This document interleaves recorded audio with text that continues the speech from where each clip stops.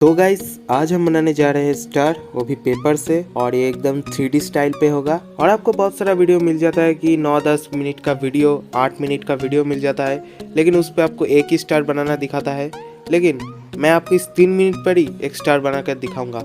और वेट, मैं video fast नहीं करूँगा, जिस पे आपको दिखने में आसानी होगा वैसा ही करूँगा, लेकिन 3 मिनट पे कंप्लीट हो जाएगा। और मैं आया हूँ आपका टाइम वेस्ट करने के लिए नहीं, आपको कुछ सिखाने के लिए।